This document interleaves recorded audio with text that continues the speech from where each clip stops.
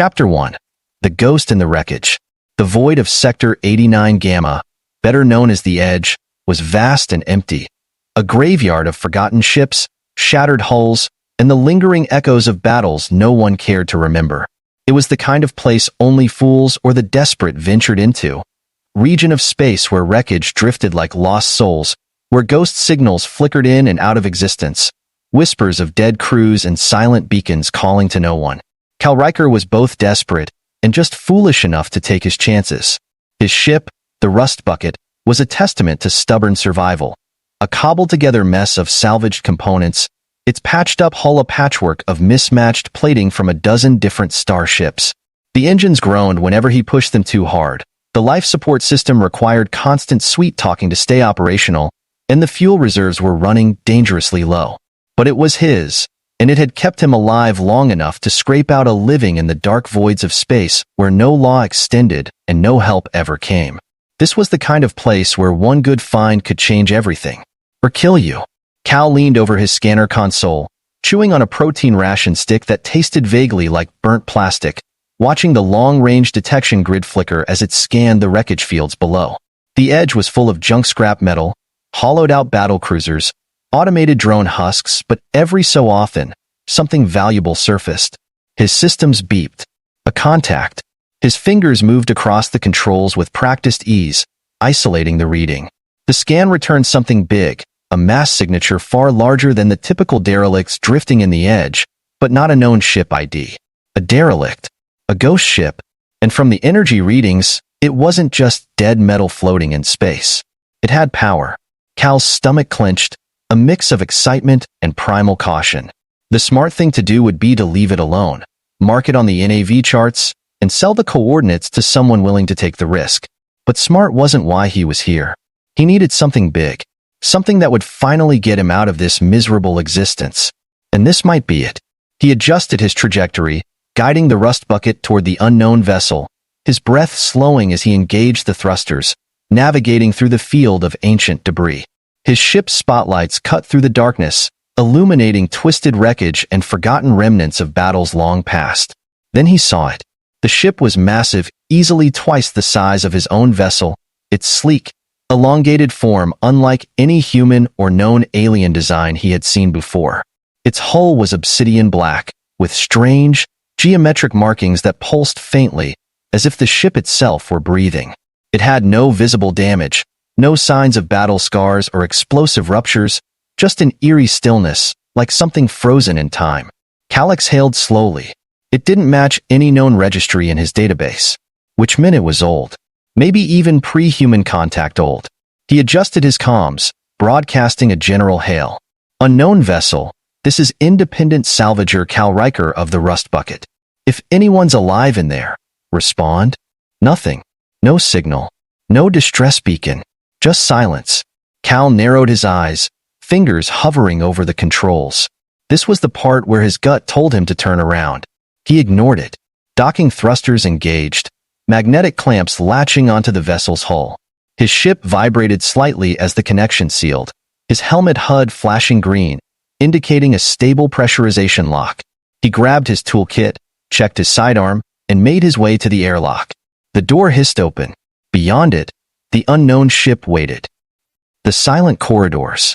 The moment Cal stepped inside, the air felt wrong. The ship was silent, not in the way of a dead hulk, but in a way that suggested something was waiting. The walls were smooth, too smooth, not like the rough metal of human starships. The corridors curved in unnatural angles, as if the ship had been grown rather than built.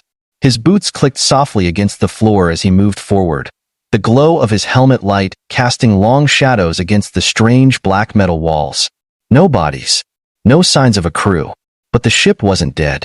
Soft, pulsing lines of light ran along the walls, like veins carrying some unseen energy. His HUD flickered, struggling to make sense of the readings, his scanners returning garbled data. Something was interfering with his systems. Then he saw it. A terminal, or something like it, embedded in the wall. Strange glyphs danced across its surface, symbols that shifted and pulsed as if they were alive. Cal hesitated, then reached into his toolkit, pulling out a universal interface tether. He wasn't some high-grade scientist, but he knew enough about ship systems to force an interface. The moment he connected the cable, the ship reacted. The walls hummed. The light patterns shifted, flowing toward the terminal like rivers of luminescent liquid metal. His HUD glitched, his helmet speakers suddenly blaring static, and then, a voice. Not from the speakers, not from his helmet, but inside his mind. "You are not Zirathan." Cal's blood ran cold. The voice was smooth, feminine, yet inhuman, layered with strange harmonics that made it sound like it was speaking across time itself. His hand hovered over his sidearm. "Who's there?" he demanded, his voice steady but tense. A pause. Then the terminal shifted, the symbols rearranging into something he could suddenly understand. Designation: Echo 13. "I am the custodian of this vessel." An AI. A living AI. His mind reeled. This ship is alive? A pulse of energy ran through the walls. "This ship is incomplete." Cal frowned. "What happened to your crew?" A pause. Then, "They are gone. I remain." Something about the way it said gone made the hairs on the back of Cal's neck rise. But he was in too deep to back out now. "Can you fly this thing?" Another pause. Then, the lights pulsed brighter. "Not alone." Cal exhaled slowly. He had found a ship unlike anything in the known galaxy, an AI that was alive, and a mystery that could either make him rich beyond his wildest dreams, or kill him in ways he couldn't even imagine. And yet, as the ship breathed beneath his fingers, as the voice of Echo 13 whispered through his thoughts, he knew one thing for certain. He wasn't leaving empty-handed. Not this time. Chapter 2. The AI that shouldn't exist. The moment the voice spoke inside his mind, Cal Riker knew he had just stepped into something far bigger than he could handle. He had been around long enough to know that abandoned ships never told the full story, that wreckage always carried echoes of the past. But this was different. The ship was not a derelict. It was not dead metal floating in the void. It was awake. It was aware. And it was speaking to him. His breathing slowed as he kept his hand close to his sidearm, his fingers itching to pull the trigger on something, anything, if things went sideways. The walls hummed softly, the strange symbols across the ship's surface rearranging themselves like liquid metal, pulsing in rhythmic patterns. The entire vessel felt alive, as if it were watching him, calculating him, waiting for something. And then came the voice again. "You are not Zirathan. You do not belong here." The words weren't just sounds. They were inside his skull, vibrating through his thoughts as if the ship itself was reading him, testing him, evaluating him. Cal swallowed hard. "Yeah, no kidding. Look, I didn't come here to cause problems. I found your ship drifting in the edge, figured it was just another derelict. But you're still running." A pause. The ship exhaled, the walls shifting subtly. "This vessel is damaged. My systems are incomplete. The Zirathan crew is no more. I remain." There it was again. That phrase. They're gone. Not dead. Not destroyed. Just gone. Cal didn't like the sound of that. He had seen enough abandoned ships in his time to know that when a crew vanished without a trace, it was never because of something simple. It wasn't mechanical failure. It wasn't a reactor breach. It was something else. Something worse. He exhaled, pushing down the tension in his chest. "All right. If you're the only thing keeping this ship running, then tell me what happened? What did this? Who took your crew?" Silence. Then, the lights dimmed. The entire corridor around him shifted, and suddenly, he wasn't standing on the ship anymore. A vision of the past. Cal's vision blurred, his mind overwhelmed by a sudden rush of images, like a memory that wasn't his being forcibly projected into his brain. His stomach twisted as the walls around him melted away, replaced by something else. A scene. A memory. He was standing on a bridge, unlike anything he had ever seen before. The consoles were smooth and organic, the interface flowing like water, responding to unseen commands. The air buzzed with energy, the presence of a crew moving around him, but they weren't human. Zirathans. Tall, elegant, their sapphire-hued skin glowing faintly under the light of holographic displays. Their voices murmured in a language he didn't understand, but the tension in their body language was unmistakable. They were afraid. Then came the alarms. A deep, pulsing sound that sent a chill down his spine. The ship shuddered. The crew scrambled. their hands flying over controls that pulsed with frantic light. Outside the massive viewports, something loomed in the darkness, something vast and unnatural, its shape twisting in ways that defied physics. And then, screaming. A high-pitched, agonized sound that wasn't human, wasn't even Xerithan, but something else entirely. The walls shook violently, the ship's structure warping as if it were being ripped apart from the inside out. Crew members collapsed, their bodies dissolving into shimmering particles, their forms unmade as the very fabric of reality came undone. And then, in the chaos, a single voice cut through the noise. Echo, 13. The AI's voice. But not like before. This time, it was screaming. Cal's mind snapped back to reality. He stumbled, gasping for breath, his head pounding as he slammed a hand against the smooth black metal wall of the ship, his vision swimming. What the hell had he just seen? Echo, 13 spoke again, and for the first time, there was something almost human in its voice. They are gone. They did not leave. They were unmade.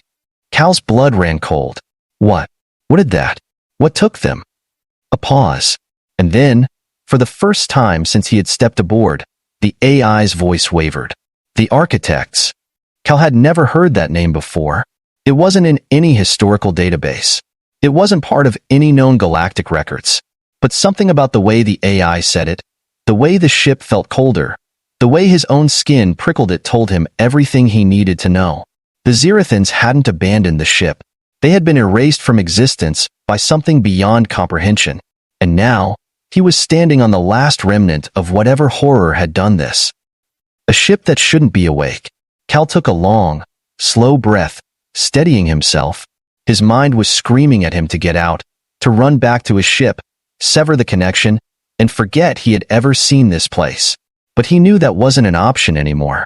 This was a first contact scenario, but not with a living species. With something older. Something buried. Something humanity had never encountered before. He looked at the console where his interface tether was still connected. All right, Echo, 13. You said you're incomplete. What do you need? The AI hesitated. Then, repair. This vessel cannot activate without full system integration. My core remains fractured. My memory banks contain only fragments. Without restoration, this ship cannot leave the edge. Cal exhaled. He was a mechanic, not a scientist. He could repair engines, rewire control panels, patch up broken hulls, but this was way beyond him. But if he left now, if he didn't help, this ship would stay here forever, locked in the void, carrying secrets no one would ever uncover. And maybe, just maybe, it was the only thing that could tell him what really happened to the Xerithan crew. He made his choice. Fine. I'll help you, he muttered, already regretting it. Tell me where to start. The walls brightened, a low hum resonating through the ship. And then, the AI whispered 3 words that sent a chill through his spine. You must descend. Chapter 3. Beneath the Ship's Heart. The words echoed in Cal Riker's mind long after Echo, 13 had spoken them. You must descend. They were simple, yet they carried a weight that pressed down on him, filling the already eerie corridors with an even heavier sense of unease. He stood there for a long moment, staring at the pulsing lights embedded in the walls of the alien ship, trying to decide if he was truly insane enough to go through with this. The logical part of his brain screamed at him to turn back, sever the connection, and leave this place behind. But something deep inside him, maybe curiosity, maybe something darker, kept his boots rooted to the floor. This was more than a salvage mission. This ship was a secret buried in the void, something older than humanity's presence in space, something that should have been long forgotten. And if the Xerithan Empire had truly been wiped from existence by whatever architects Echo 13 had spoken of, then this wreck, this last fragment of their civilization, might be the only piece of their history that remained. Cal swallowed hard, took a deep breath, and muttered, All right, show me the way. The lights along the walls shifted, pulsing in a rhythmic pattern, like veins carrying some unseen current through the ship's body. A section of the floor retracted silently, revealing a descending pathway, a staircase of smooth, obsidian black metal spiraling downward into darkness. No turning back now. Cal tightened his grip on his tool pack, adjusted his helmet's internal oxygen reserves, and took his first step down into the ship's depths. a descent into the unknown. The deeper Cal went, the more he felt the ship closing in around him. The upper levels had at least resembled the kind of corridors and control rooms he was used to seeing on spacecraft, even if their design was entirely alien. But down here, in the bowels of the vessel, the architecture became something else entirely. The walls no longer had smooth interfaces or pulsing control panels. Instead, they were lined with intricate, shifting engravings, strange symbols that seemed to rearrange themselves whenever he wasn't looking directly at them. His HUD scanner kept glitching, unable to process whatever material the ship's inner core was made of. It wasn't just a machine. It felt alive. And worse, the deeper he went, the more he felt like he wasn't alone. There was no sound, no movement, but something watched him. He could feel it, pressing against his thoughts like a whisper just beyond hearing. A presence that sent shivers down his spine. He clenched his jaw, forcing himself forward, step by step, refusing to let his fear take control. Echo, 13 spoke again, her voice softer now, more contained, as if she, too, was wary of something below. You are close. The core awaits. Cal exhaled, feeling the stale air press against his lungs. What exactly am I walking into? A brief pause. Then, the ship is incomplete. My memory banks were fragmented in the event that wiped the Xerithan crew. The core was sealed to prevent total system failure. Until it is restored, I cannot access the full history of this vessel, or its purpose. Cal frowned, stepping off the final stair onto a massive circular chamber. He barely had time to process what he was seeing before his breath caught in his throat. The core wasn't just an engine or a data storage system. It was a vault. Towering metallic columns surrounded the chamber, stretching high into the ceiling like the ribs of some great sleeping beast. Suspended in the center of the room was a massive spherical construct, hovering in midair, its surface covered in shifting geometric patterns just like the engravings on the walls above, but more intricate, more deliberate. It pulsed faintly, like a heartbeat, like it was waiting, like it knew he was there. Cal's pulse quickened as he took slow, careful steps toward the structure. The moment he crossed a certain threshold, his HUD short-circuited completely, static filling his visor before the entire system rebooted itself. Then came the voices. Not Echo, 13. Others. Whispers layered over one another, echoing in 1,000 different languages, their meaning slipping just beyond his grasp. It wasn't speech.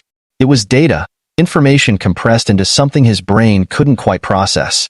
His fingers clenched into fists as the weight of the sound pressed against his skull, and for a brief, horrifying moment, he felt like his mind wasn't his own. Then, just as quickly as it started, the voices ceased, and something spoke to him. Not Echo, 13. Not the ship. Something else. Who are you? The voice was deep, ancient, as if it had been speaking across time itself. It didn't just vibrate in his mind, it wrapped around his very being, demanding an answer in a way that was impossible to resist. Cal gritted his teeth. I'm a mechanic. A salvager. I found this ship drifting in the edge. The sphere pulsed. You are human. It wasn't a question. It was a statement. Cal exhaled. Yeah. And you? What the hell are you? Another pulse. Then, the last fragment of the architects. The ones who built the Xerithans. The ones who came before. Cal froze. That wasn't possible. The Xerithans were one of the oldest known civilizations in the galaxy, their empire spanning thousands of years. They had been the dominant force long before humanity had even left its own solar system. And yet, something had built them. Something older. Something that had been erased from history. The core pulsed again. This vessel was the last attempt to escape annihilation. But it was too late. We were unmade. Now only I remain. Cal's throat tightened. Unmade by what? Silence. Then, at last, by the ones who come when civilizations grow too bold. By the ones who erase, so that nothing may rise too high. You call them myths, but we called them gods. Cal's pulse hammered in his ears. The Xerithans hadn't just been destroyed. They had been erased. By something older than their own creators. And now, as he stood before the last remnant of that forgotten age, he realized something else. This wasn't just about a salvage operation anymore. This ship, this core, it was a warning. A warning left behind for whoever came next. and Cal had just found it. The core's pulsing intensified, its energy radiating through the chamber, and for the first time, Cal felt the weight of something far greater than himself settling onto his shoulders. He had a choice now. He could leave. Pretend he had never found this place. Go back to his small, meaningless existence and hope that whatever wiped the Zerathans from history would never return. Or he could finish what they started. He could restore the ship, reawaken Echo, 13, unlock the last secrets of a civilization that should not have been forgotten, and maybe just maybe prepare for what was coming next. Cal clenched his jaw. He had never been a hero, but this wasn't about being a hero. This was about survival. And if there was one thing he knew how to do, it was survive. Tell me how to fix you, he said, and the ship answered. Chapter 4. The Awakening of Echo, 13. Cal Riker stood before the heart of the ship, staring into the pulsating core of something far beyond his understanding. The voice of the entity that had spoken to him still echoed through his thoughts, a presence that had existed for longer than any human civilization, something so old that even the Zerathans, one of the most ancient species in the known galaxy, had worshipped it as a god. But gods could die, and whatever had come for them had left no survivors. Cal exhaled slowly, his fingers tightening into fists as he fought to steady himself. He had spent his entire life in the void, scrapping together what little he could to survive, never bothering to think about the bigger picture, never wondering what lay beyond the boundaries of human history. But now, standing here, staring into the last remnants of a forgotten war, he realized that the truth had been buried for a reason, because some things should not be remembered. The core pulsed again, sending a faint tremor through the ship's interior. The engravings lining the walls shifted, flowing like liquid metal, rearranging themselves into new patterns, new configurations that his HUD couldn't begin to process. Echo 13's voice returned, softer now, but no less powerful. You are ready to begin repairs. Cal let out a breath he hadn't realized he was holding. Just tell me what to do. The ship responded immediately. Sections of the walls peeled away, revealing exposed conduits, damaged circuits, and broken pathways where energy should have been flowing freely. The structure wasn't just incomplete, it was crippled, the very essence of its design fragmented, barely clinging to functionality after whatever had happened to the Zerathans. He moved quickly, pulling tools from his utility pack, fingers working through the unfamiliar systems with a mix of intuition and sheer desperation. The deeper he worked, the more he realized the true nature of this vessel. It wasn't just a ship. It was a repository, a vault containing the last known remnants of an entire civilization's knowledge, so dangerous that something out there had tried to erase it completely. And now, he was bringing it back. As he repaired the core conduits, a surge of energy pulsed through the ship, and for the first time, the entire vessel shuddered to life. Lights blazed through the corridors. The air grew heavier, the oxygen levels stabilizing. And then, Echo 13 spoke again. Primary restoration at 57%. Databanks unlocking. Cal wiped sweat from his forehead, watching as holographic displays materialized around him. They were massive, stretching across the chamber like floating archives of a lost era. He barely had time to process what he was seeing before the visions returned. The truth that should not be known. The ship wasn't just a warship. It was an ark. A final desperate attempt to escape the extinction wave that had wiped out the Zerathans. And the ones responsible were still out there. Cal saw flashes of a battle that had never been recorded. An armada of Zerathan warships facing something they could barely comprehend. The enemy wasn't organic. It wasn't alive in the way known civilizations understood life. It was something else, something that moved through space like a living plague, something that consumed knowledge itself. And when it reached a civilization, it did not conquer. It did not negotiate. It erased. The Zerathans had tried to fight. They had failed. Their final act had been to send this ship away, far beyond the boundaries of their empire, into the edge, where the wreckage of forgotten battles drifted in endless silence. They had hoped that their history, their technology, their warnings would survive here, hidden where no one would find them. But now, Cal had found it, and the ones who had destroyed them would know. The choice that would define him. The vision faded, leaving Cal gasping, his mind struggling to process the sheer scale of the revelation. He had thought he was just a mechanic, a salvager trying to make a few extra credits.